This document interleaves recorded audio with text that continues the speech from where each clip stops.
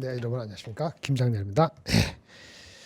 그 한 주 사이가 너무 큰 간극이 있어서 어떤 주제를 할 것이냐라는 거를 생각을 하더라도 주말에 싹 바뀌어갖고 좀 그렇죠.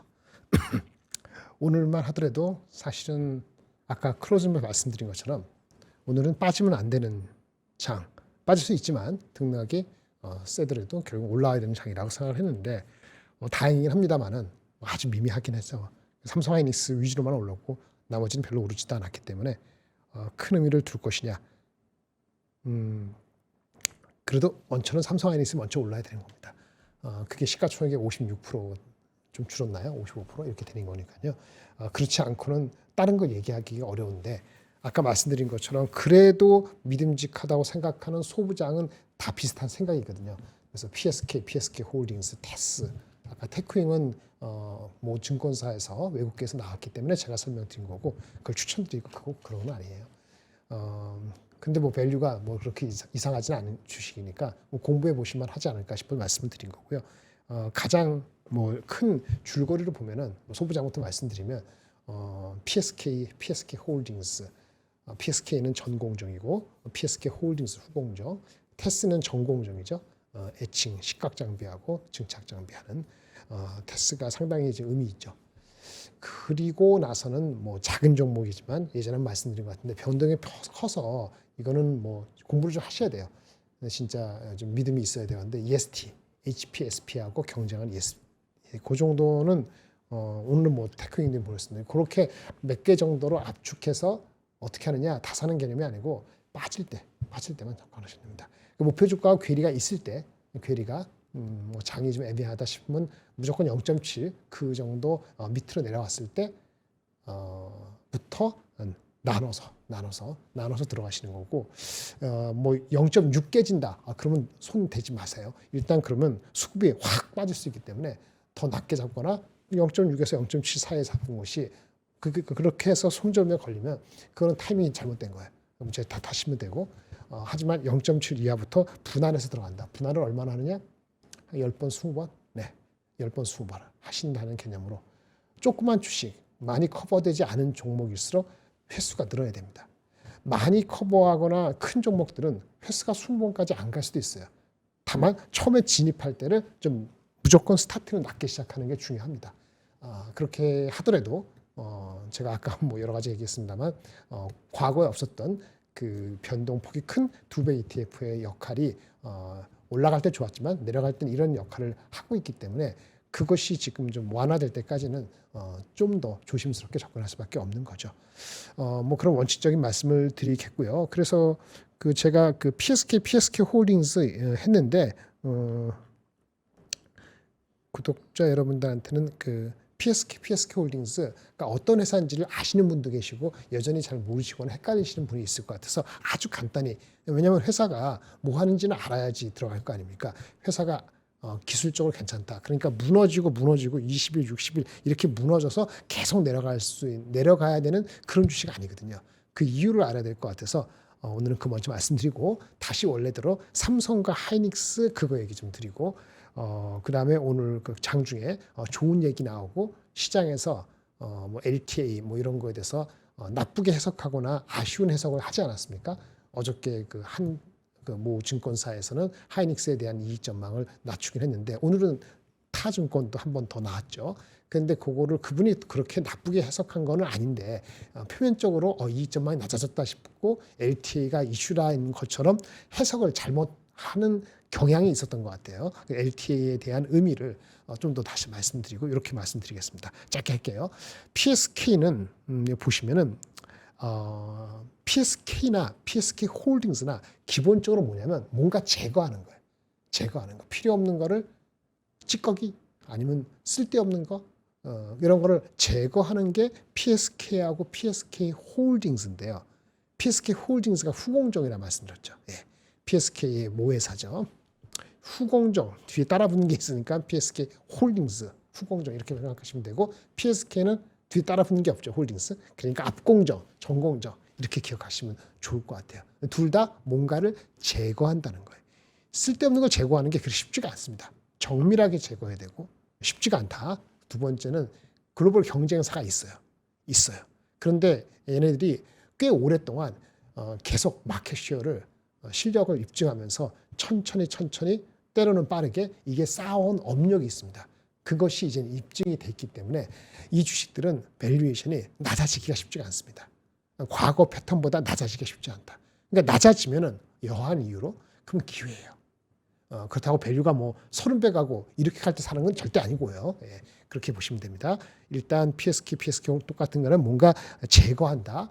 PSK는 뒤에 아무것도 없죠. 그래서 전공죠. PSK 홀딩스는 뭐가 따라붙는다? 후공죠. 둘 다 기술력과 업력이 꽤 있다.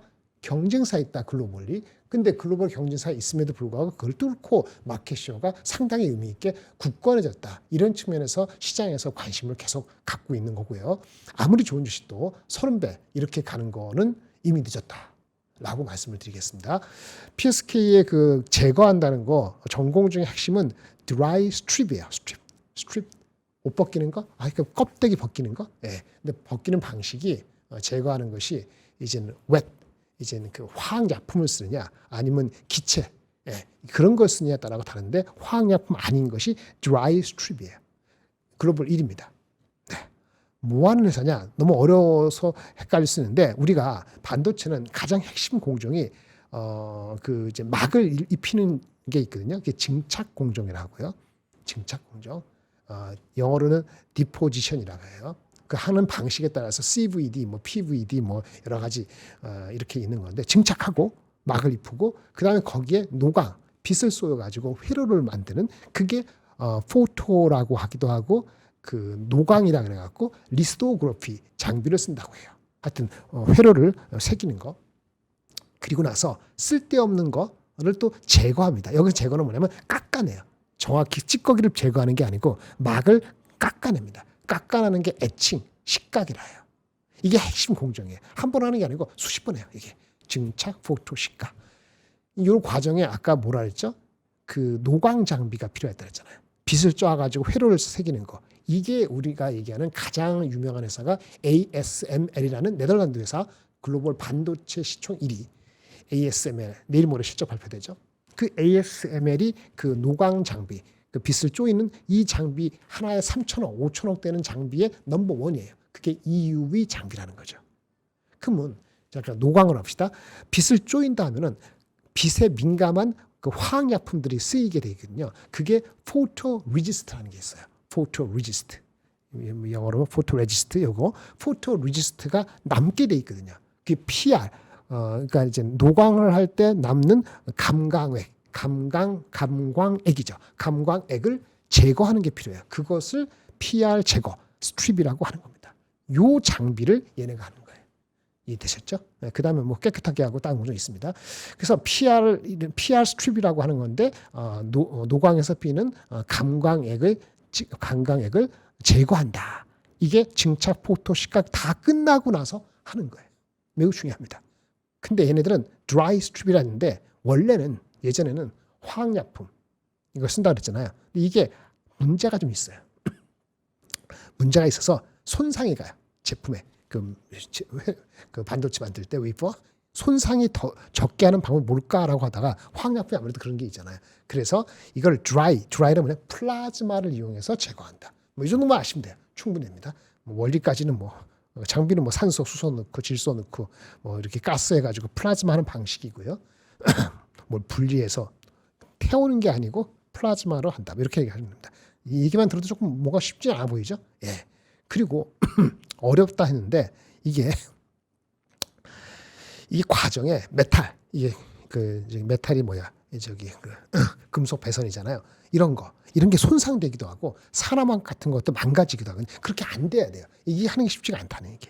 그렇게 말씀드리고 근데 예전에는 이것이 아주 크리티컬한 층의 이슈가 아니었는데 이게 항상 그거죠. 반도체도 미세 공정이 되면서 미세 공정 이렇게 회로가 붙었잖아요. 여기 트랜지스터 비트 워드 라인 붙은 거 그 미세 공정에서 좀 과하게 제거될 수 있어요. 그러면 과하게 되면은 수율이 푹 떨어져요. 그래서 요거를 잡는 게 기술 난이도가 쉽지 않다는 겁니다. 그러니까 제거를 하는데 속도감 있게 빨리빨리 제거하는 그 생산성이 높아야 되고 동시에 아까 문제가 생기는 것들 데미지를 최소화하고 속도와 데미지를 둘 다 맞추는 것이 쉽지가 않죠. 빠르게 하고 그 다음에 데미지를 줄이고 이게 PSK 경쟁력인데 제가 이거 15년 전부터 이렇게 커버했었어. 근데 이 회사도 많이 가고 뭐 그 사장님은 저를 모르겠습니다만은 저의 하나 건너서는 굉장히 잘 알아요. 근데 이게 처음에 제가 옛날에 커버할 때는 참 어려웠어요. 그 기술력이 쌓는 게 쉽지가 않았다고. 경쟁자가 있고.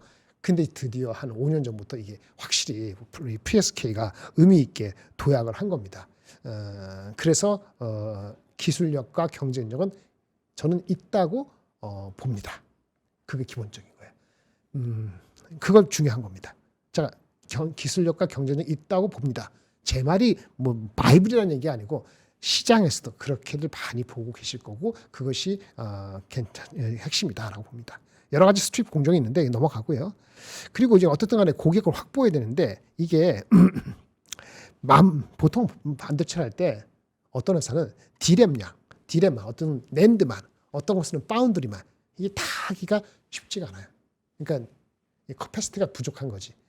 생산량 그 커패시티가 아니고 그 능력, 사람들의 사람들 자체가 얼마나 훈련된 사람들이 있는가라는 것도 있고 고객과 관계 속에서 쌓은 노하우가 있어야 되는데 쉽지 않은데 지금 메모리 업체 삼성하이닉스 포함해서 그다음에 글로벌 파운드리 다 확보하고 있어요. 그래서 꽤 오랫동안 검증이 된 거기 때문에 그거는 신뢰성이 꽤 높다 이렇게 말씀을 드릴 수 있겠습니다. 경쟁자가 있다고 말씀드렸잖아요. 우리가 흔히 아시는 종목 중에서 아까 루광 장비에서의 ASM은 워낙 큰 회사고 그거만큼 아니지만 꽤 큰 회사들이 있습니다. 램 리서치라고 다음 주 실적 발표되고요. 이거는 보통 이제 식각 장비, 증착 장비 이거가 더 잘하는 거거든요. 그러니까 식각, 증착 아까 노광 빼고 다 해요. 물론 디포지션하고 증착하고 노광하고 에칭, 식각하고 이게 하나의 핵심적인 공정인데 노광만 보통 누가 하냐면 아까 ASML이라든지 다음에 나오는 도쿄 일렉트론이라든지 몇 개 안 되거든요. 근데 램 리서치는 그 노광 빼고 에치하고 디포지션에서 상당히 능력이 있는 회사예요. 글로벌 시총은 잘 모르겠는데 하여튼 3위, 4위 정도 돼요. 램 리서치. 근데 얘네들은 스트립을 하는데 이게 일부분이에요. 우리 같이 막 매달리서 하지 않는다 이거죠. 그래서 얘가는 실질적인 경쟁은 아니고 도쿄 일렉트론도 일부는 해요. 일부 스트립의 전문성은 좀 약하다 보고 있고요. 많이 얘기했던 게 항상 얘기되면 10년 전부터 항상 메슨이라는 회사가 있었어요. 발음이 맞나? 메슨 테크놀로지. 미국 회사인데 팔렸어요. 몇 년 전인가? 지금 중국 회사예요.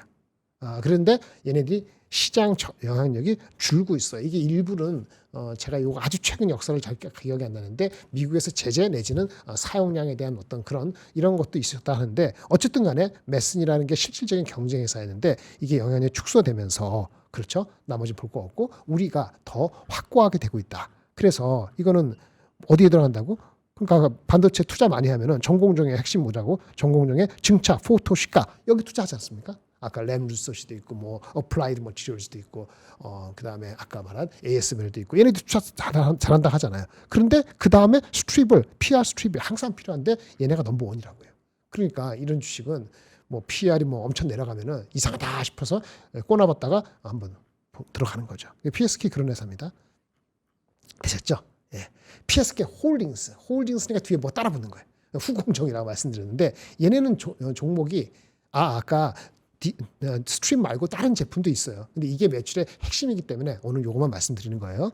그러니까 PSK 홀딩스는 핵심 종목이 2개입니다. 이건 2개 다 얘기를 해야 돼요. 2개 다 후공정이라니까 후공정 뭐 생각나요? HBM 할 때 뭔가 쌓고 뭐 이런 거 할 때 HBM through silicon via 구멍을 뚫어갖고 이렇게 1024 이렇게 뚫어갖고 위아래 연결시키잖아요. 그게 TSV고 코워스 이거는 TSMC가 하는 거죠. 2.5세대 GPU하고 HBM 옆에 있고 밑에 인터포저 있고 그 실리콘 기판 있고 이게 있는데 요거를 연결시키는 그 후공정 캐파가 코워스잖아요. 그렇죠? 예.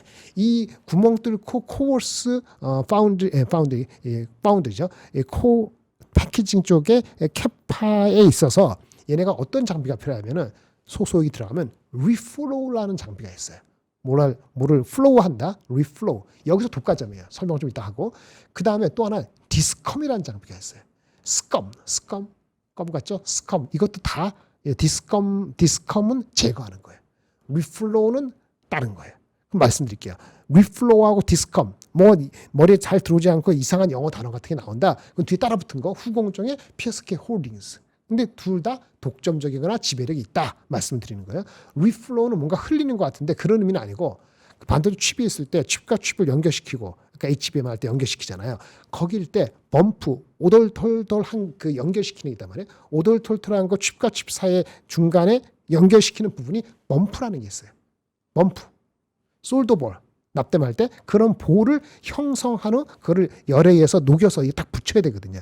그 열을 해서 접합시키는 그 공정이 리플로우 공정이고 그게 사용되는 장비가 얘네가 리플로우 장비라는 거예요.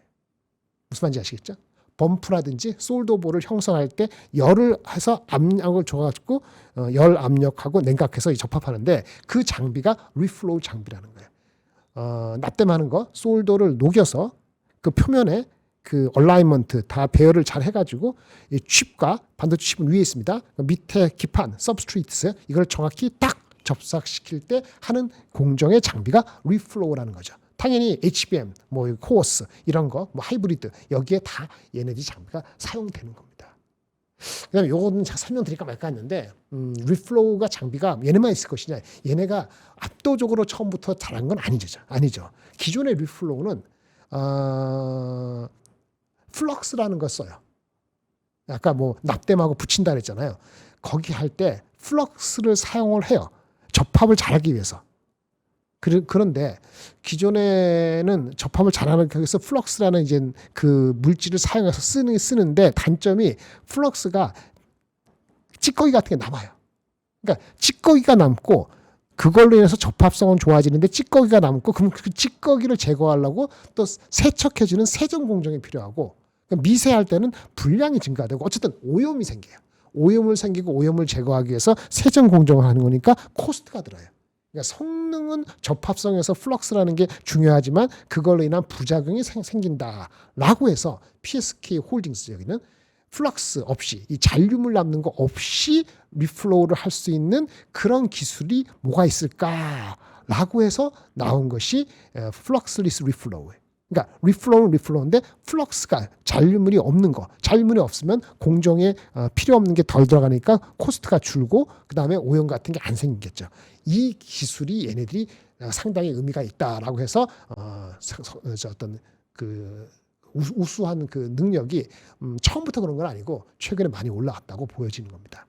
어떤 플럭스가 없게 되면은 여러 가지 이슈가 좋아지는데 이게 그 반도체 패키지가 이렇게 휘거든요. 휘가 이렇게 휘는 게 아니고 평평하지 않고 휘어지는데 그런 거를 좀 최소화할 수 있고 이런 것들이 쉽지가 않은 건데 그런 기술까지 동반해 가지고 플럭스리스가 상당히 의미가 있다는 겁니다.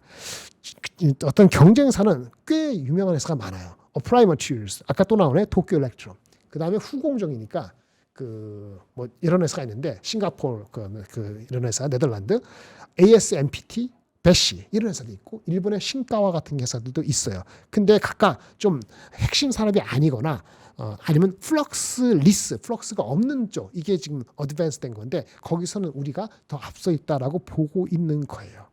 이게 리플로우 그 접합할 때 그렇죠. 플럭스 찌꺼기 없게 접합하게 만드는 그 장비 플럭스리스 리플로우고요.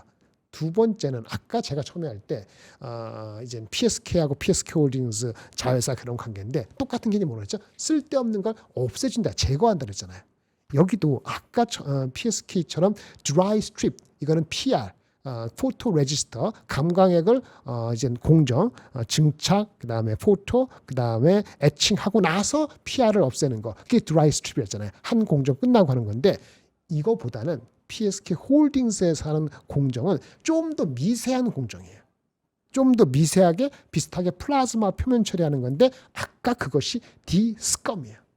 스컴 비슷합니다. 스컴도 찌꺼기예요. 뭐냐? 노광 장비 아까 똑같죠? 노광에서 현상에서 리스토그래피라는데 영어로 그러면은 패턴 반도체 웨이퍼 패턴의 바닥이나 옆에 남는 아주 얇은 포토 레지스터 잔류물이에요. 아까 똑같네 피어나고 근데 뭐가 다르냐면은 디아스트립은 아까 드라이 스트립은 포토리스트 공정을 데포지션 그다음에 포토 그다음에 애칭하고 나서 그 공정을 다 하고 나서 한꺼번에 전체를 PR을 없애는 건데 디스컴은 PR 찌꺼기가 났을 때 고기 순간순간 공정 중간중간에 그걸 제거하는 거예요. 그러니까 드라이 스트립은 공정 다 끝나고 나서 PR 전체를 싹 제거하는 건데 디스컴은 공정 중간에 잔류막만 하나하나 선택적으로 제거하는 거니까 좀 더 미세하게 접근을 해 필요한 거예요. 좀 이해가 되셨나요? 기본 방식은 똑같은 거죠. 그게 아까 PR은 PSK 홀딩스는 뒤에 남는 잔류물들을 중간중간에 미세하게 그거를 없애는 거. 그러니까 디스컴이 조금 더 똑같은 플라즈마를 제거하는 건데 조금 더 미세한 접근이 필요하죠. 이렇게 말씀을 드릴 수 있겠습니다. 이 정도가 이제 PSK하고 PSK 홀딩스의 얘기의 핵심입니다. 그래서 이런 주식은 어떻게 사느냐, 주가를 말씀드려야 되는 거니까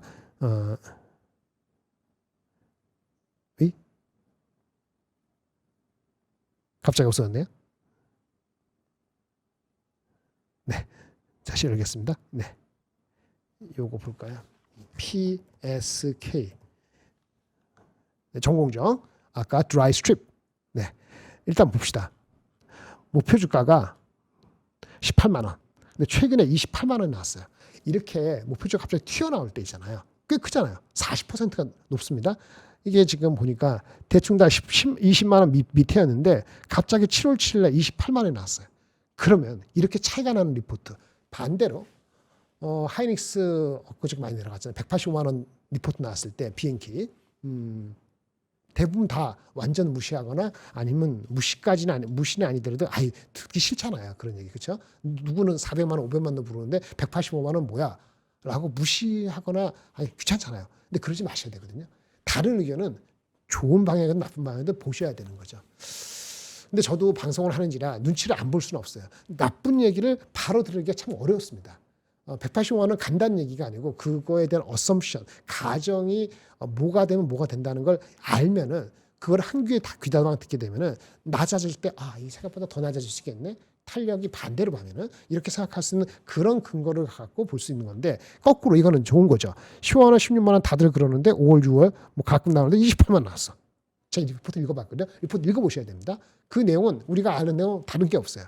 근데 이익 전망이 높아요. 그래서 여기 나와 있는 이익 전망보다 높습니다.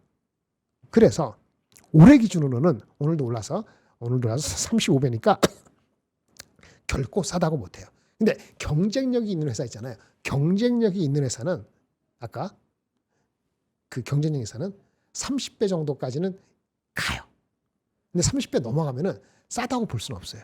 그러니까 지금 오늘도 뭐 올라갔는데 제가 이거는 저기 주말에는 제가 미리 우리 구독자한테 보내드렸는데 이게 이 리포트 이 컨센서스 6,600, 1,900원 말고 아마 KB증권에 나오는 리포트를 보시면 그 넘버가 있을 거예요.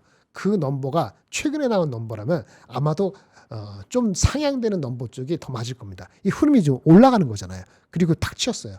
그리고 목표 주가 봤을 때 그 밸류에이션인데 이거보다 높은 거니까 아마 지금 그 부분 기준으로 하면은 이게 아마 아직도 20배 초중반 정도 되지 않을까 싶어요. 그러면 갖고 계신 분들은 홀딩 하셔도 무리가 없다라고 판단이 돼요. 신규는 내려갈 때만 접근해야 되는 거예요. 신규는 아니면 또 물릴 수가 있으니까. 하지만 진짜 롱텀으로 보시는 분은 그 기회를 계속 꼬나보고 있어야죠. 제가 이게 그렇죠. 오늘이 며칠이죠? 14일이죠. 예. 어저께 눌림목 왔을 때가 뭐 기회였을 수도 있죠. 28만 원이니까 우리가 제가 많이 하는 거 목표 주가 곱하기 0.8, 0.7. 만약에 매크로가 어느 정도 안정이 되면 0.8 할 수 있죠. 0.8 하면은 8, 8에 64, 8이 16. 그럼 22만 원, 23만 원. 22만 원 이상. 근데 많이 왔잖아요. 오늘 하루에. 그저께 20% 오르고. 좀 아쉽긴 한데 눌림목 오면 가능하다는 얘기를 말씀을 드리겠고요. 기술적으로 있다. 외국인은 뭐 특별히 20%니까 외국인도 꽤 갖고 있는 거죠. 그렇죠? 네, 그게 문제 아니고 이렇게 보면 되고요. PSK 홀딩스 그리고 기관들도요. 만약에 장비주가 가잖아요. 소부장 가면 장비주 먼저 가고 그다음에 아까 뭐 PCB라든지 소켓 아니면 뭐 이런 거는 그 다음에 오고요. 많이 빠진 거겠지만 소재주가 제일 나중이에요. 소재주는 나중에 투자가 되고 나서 가동이 많이 될 때는 일반적으로 그렇거든요. 그렇게 보시고 PSK 홀딩스는 어떤가 봅시다. 이거는 아까 그거랑 좀 달리 좀 꾸준하게 올라왔죠. 근데 이평선에서 벗어나면 올라오고 벗어나면 올라오고 벗어나면 올라오고 좀 지겨울 수도 있지만 이게 뭐 그렇게 큰 속을 안 썩힌 거죠. 그럼 주가 볼까요? 목표 주가는 19만 원인데 이것도 최근에 아까 그 KB증권 마찬가지로 조금 높은데 이거는 큰 차이가 없네요. 그럼 평균에서 20만 원 정도를 잡고 지금 PER이 17배, 18배니까 아직 여유가 있죠. 여유가 좀 있죠. 이렇게 볼 수 있는데 사람들이 똑같이 알고 있기 때문에 20만 원 이거는 상대적 여유가 있다. 그런데 좀 굼뜬다 이렇게 볼 수 있죠. 예, PSK는 아까 전공정이니까 앞에 단에 디포지션, 그 다음에 증차, 그 다음에 노강, 그 다음에 시가 이런 공정하고 바로 가는 거니까 투자가들이 어떤 느낌이 드느냐 주식 투자가들이 야 이거 이제 램 리서치, 어플라이 머티리얼스, ASML 간다 투자 적극한다 뭐 저기 우리 그 서남권이고 뭐고 간에 다 한다 용인이고 그러면 PSK가 먼저 뜨는 거예요. 그래서 주가가 먼저 많이 뛰어요.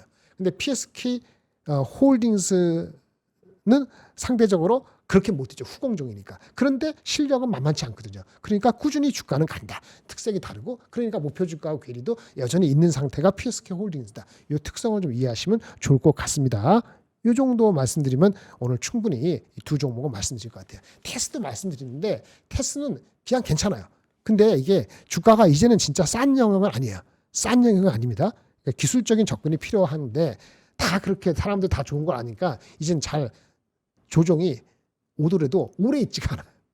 잡기가 쉽지가 않아졌어요. 기관도 알고 이렇게 내려갔을 때가 바닥이긴 했는데 결과적으로. 근데 보시면 주가를 볼까요? 이게 싸진 않아진 영역이 목표 주가는 23만 원까지 나왔네요. 23만 원. 낮은 게 18만 원, 20만 원 넘게 나오고 올해 기준으로는 안 싸고 내년 기준으로 오늘 올라서 29배. 아주 까리까리합니다. 지금 주가에서는. 하지만 눌림목이 있다면 어떨까 하는 정도로 말씀을 드리겠고요. 기관들이요. 안정된 주식을 사고 물리더라도 그 이유를 대야 되잖아요. 투자자 CIO한테. 그럼 제일 기술력이 인정되고 밸류가 일단 30배 안 넘을 때 먼저 들어가요. 똑같은 생각이기 때문에 엊그저께도 다 비슷하게 새 주가가 그저께인가 어저께인가 그저께 한번 올라갈 때 확 같이 올라가잖아요. 다른 거 스몰캡 많이 안 나가잖아요. 그러니까 이게 그런 중요합니다. 3인방이나 보셔도 돼요. TS, PSK 홀딩스. 그래서 제가 말씀을 드린 겁니다. 그리고 아까 제가 삼성전자 하이닉스 말씀드릴 때 삼성전자가 좀 덜 올라갔다 이런 얘기 말씀드리는 더 빠졌다 말씀드리는데 이건 맞아. 삼성전자 지금 얼마죠? 지금 주가가 아까 여기 뭐 ADR 때문에 ADR이래. 그렇죠. 그거 상장하는 거. 그 블룸버그 뉴스 나온 건데 알 수 없죠. 예. 그렇게 근데 된다고 꼭 좋은 건가 하는 생각도 들긴 해요. 하이닉스 ADR 하기 전부터 해가지고 ADR 사버리고 국내 주식 안 샀잖아요. 더 팔고 쇼트했는지 모르지만 해외 주식에서 ADR하고 본주하고 이렇게 전환하는 것이 둘 다 자유로우면 좋겠는데 그렇게 못하고 안 하는 이유가 있겠지만 그게 아쉬워요. 예, 그걸 좀 풀어주면은 그런다면은 본주도 그만큼 이 괴리를 팍팍 조심해서 따라 올라갈 수 있거든요. 그리고 이제 ADR에 대한 주식의 비중을 좀 더 넓히고 그러면서 왔다 갔다 했으면 좋겠는데 그걸 안 하는 이유는 정확히 모르겠어요. 어쨌든 삼성전자 보세요. 삼성전자는 26만 원인데 이렇게 보지 마시고 이렇게 봅시다. 네. 5월 22일 날. 그러니까 우리 두 배 ETF가 나오기 전에 삼성전자가 5월 21일, 5월 22일 뭐 이럴 때 있잖아요. 헷갈리나? 일본어로 볼까요? 예. 이때네. 5월 21일, 5월 22일. 그러니까 두 배 ETF 반영되거나 노조 해결된다 반영되기 직전 그 주가가 얼마냐면 29만 원이에요. 29만 원, 29만 5천 원 뭐 이때예요. 근데 지금 한 10% 더 빠진 거잖아요. 오늘은 더 빠졌죠. 그러니까 지금 많이 빠진 거예요. 그런데 그렇게 빠진 거고 하이닉스는 뭐 수급은 얘네들 더 안 좋지만은 하이닉스는 5월 22일 그러니까 이 두 배 ETF가 반영되기 전 여기죠. 여기네. 여기. 이때가 5월 20일이 174만 원. 오늘 갔었네. 5월 21일. 5월 21일 194만 원.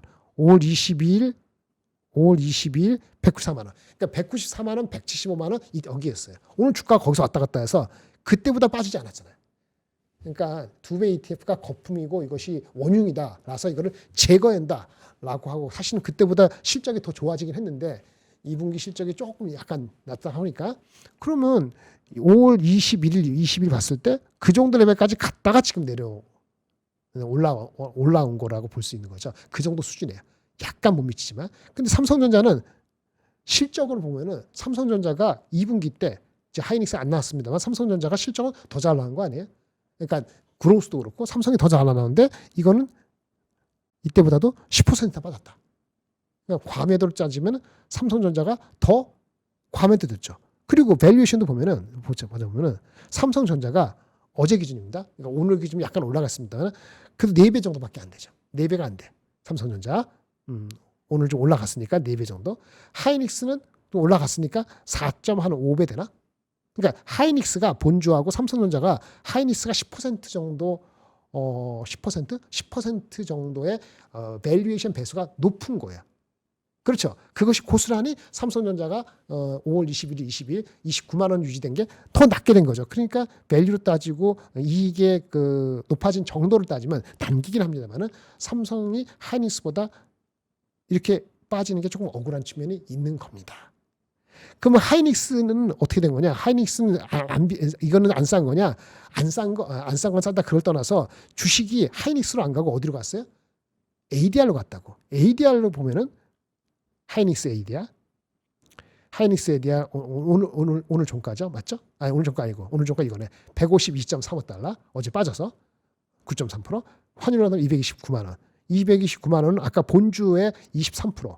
오늘 본주가 약간 올랐으니까 20% 프리미엄이 있고 그 밸류에이션이 5.2배예요. 그러니까 5.2배라는 하이닉스 5.2배가 여전히 본주의 여기 밸류를 일로 뺏겼다. 이렇게 볼 수도 있는 거고요. 제가 봤을 때는 5.2배라는 것이 마이크론의 6.2배, 오늘 마이크론이 올라갈 수도 있는데 6.5배를 합시다. 마이크론 대비했을 때 할인율이 이 정도면은 뭐 그렇게 뭐 특별히 아주 이상하다고 할 수는 없는 거거든요. 그러면 기술적으로 보면은 삼성이 하이닉스를 쫓아가는 게 맞다라고 마땅히 그렇게 되는 것이 더 생각하는 게 좋은 거 아닌가 이런 생각이 드는 거예요. 그 얘기 드린 겁니다. 두 번째고 그리고 두 가지 말씀드렸고요. 근데 어쨌든 지금 바라보는 거는 우리가 지정학적 리스크이잖아. 이거 뭐 타코가 되든 뭐가 되면은 우리가 지금 EWY 기준으로 고점 대비 23% 빠진 거, 3월달 똑같이 빠진 게 지금 EWY 그 ETF인데 미국에 상장된 거 바닥을 쳤었어야 되는 게 맞아요.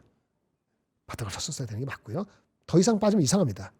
물론 이렇게 많이 빠진 지정학적 리스크로 금리 인상이 될 것 같은데 금리 인상이 될 것 같다가 안 되면 어떻게 되죠? 좋은 거잖아요. 그러니까 금리 인상 될 것 같다는 우려가 어저께 미국장에 오늘 아침에 미국장에 반영돼 있고 그 미국장에 EWY 대한민국 주식에도 반영돼 있었다.